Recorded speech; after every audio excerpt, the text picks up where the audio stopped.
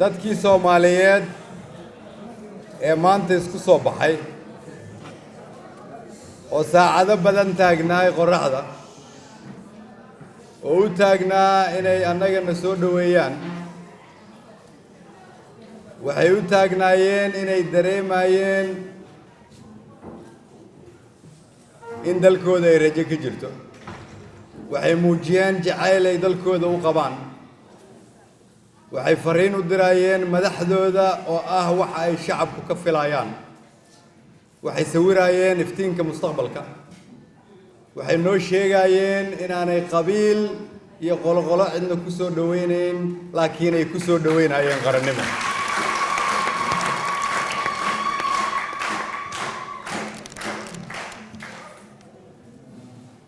ma garanayo tusaale iyo fariin ka xoog badan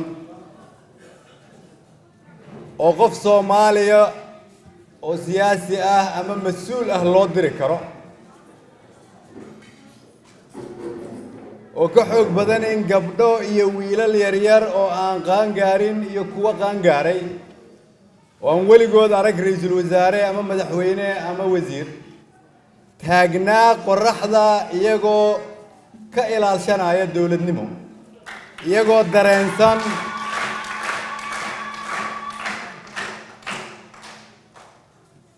haddii ay wiilashaas iyo gabdhahaasi garteen in mustaqbalkoodu uu ku xiran yahay dawladnimo ka madax bannaan qabiil iyo qabyaalad waxaan ugu yeerayaa qof walba oo ilaahay u dhiibay mas-uuliyadda Soomaaliyeedna inuu fahmo in sida keliya oo mustaqbalka carruurtaas wax looga qaban karo inay tahay dawladnimo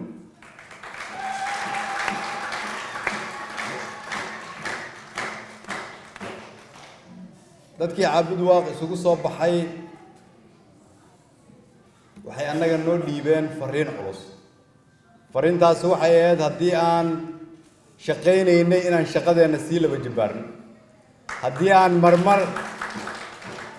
aan marmar niyad jabsanayn ama daal arkaynay inaan aragno wejiyadoona aqbalnana inay shaqo noo dhiibteen fariinta ay noo soo direen waxay ahayd waxaan idinku aaminay mas-uuliyaddii dalka bannaankaan idiin soo istaagnay si aad ummadda Soomaaliyeed dibka uga saartaan tusaalihii maantayna loo kaga dhiibay Caabud Waaq wuxuu wax ka tari doonaa dawladnimada mustaqbalka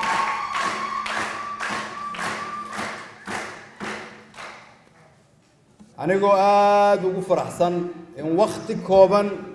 gudahood aad muujiseen xilkasnimadaas iyo dawlad jacaylkaas ayaan haddana rabaa inaan idiin sheego Caabud Waaq waxay qayb ka tahay galmudugna waxaa hor taagnaa caqabado waqtiyadii la soo dhaafay dawladda federaalka oo aniga iyo madaxweynuhu aan horjoogayaasha ka nahay waxaa ka go'an si hagar la'aan ah in dhidibada loo aaso galmudug dhamaystiran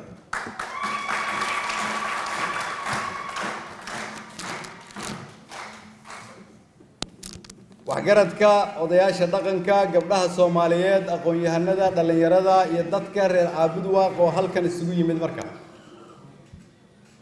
waxaan leeyahay haddii aad hal gacan kula shaqaynayseen dhisidda dawlad goboleedka galmudug laba ka dhiga sababtu waxay tahay dawladnimadii maanta aad muujiseen galmudug oo dhan ayaa looga baahan yahay waxaana aaminsanahay inaad wax weyn ku tari kartaan geedi socodka dawladnimada galmudug ay rabtay inay u hana qaado halkan waxaan u nimid inta aanan gaarin go'aano masiiri ah oo taabanaya mustaqbalka carruurta Soomaaliyeed gaar ahaan kuwa reer galmudug inaan marka hore aqbalno inaan dhageysano talooyinka dadka ay saameyn doonto go'aanada aan gaarayno sidaas daraaddeed ayaan uga soo bilownay Dhuusamareeb waan soo marnay Cadaado waan Caabud Waaq caawa u joognaa waan meelo kale sii mari doonaa si aan u dhageysano talooyinka dadka Soomaaliyeed ee reer galmudug oo ku aadan fikirka ay ka qabaan qaabka ugu fudud oo loo dhammaystiri karo heerkulka dawladnimo ee dawlad goboleedka galmudug dalka Soomaaliyeed oo dhan uu isku xirxiran yahay dawladnimadana way hana qaaday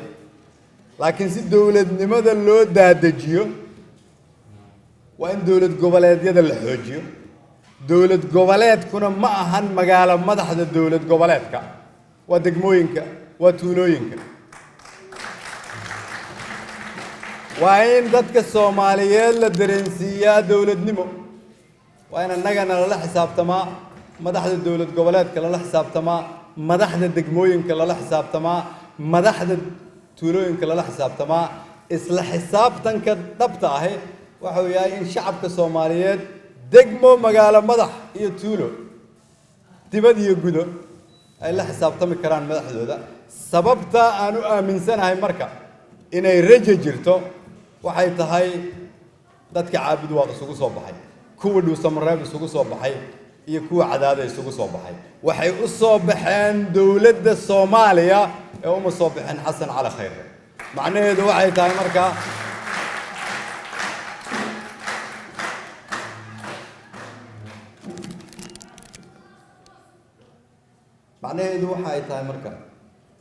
reer caabud waa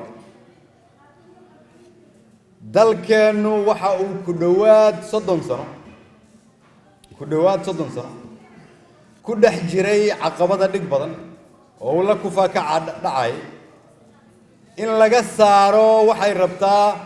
in la geliyo xoog aragti dheer iyo maskax caafimaad qabta waxaan kala dooranaynaa inaan u dhaqanno sidii hore oo ku salaysneed aragti gaaban nin jeclaysi dangaar ah iyo si ka duwan oo nagu ridaysa dariiqa aan kula noolaan karno qarniga 21aad kaasoo macnaheedu ay tahay inaan aqbalno in la isla xisaabtamo annaguna aan nahay adeegayaasha shacabka Soomaaliyeed in aan dalka madax ka nahay macnaheedu ma aha inaan mulkiilayaalna dalka inaan madax ka nahay macnaheedu waxay tahay inaan mas'uuliyiin nahay la xisaabtamo macnaheedu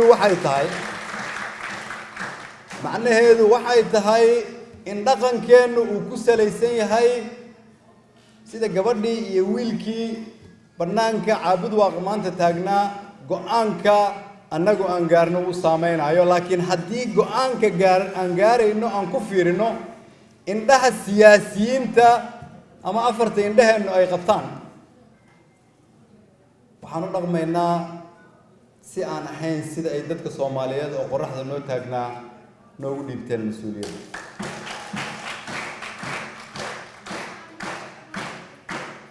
dawladnimadu waxa ay tahay gacan la kor saaray buluketi la kor saaray taaka meel taalay oo taaka kale lagu daray qof khalad ka celiyay qabiilka waan iska daynay cadaaladda waan aqbalnay aragtida gaaban waan ku bedelnay aragti fog dawladnimadu waxa ay tahay shacabku inay aqbalaan iyaga inaan u shaqeyno hurdadana ay ka kacaan dawladnimadu waxa ay tahay in mustaqbalka dalkan la gaarsiiyo in wiilashii iyo gabdhihii banaanka taagnaa mustaqbalka iyaga codkooda ay dhiibtaan si ay noqdaan kuwa annaga noola xisaabtami lahaa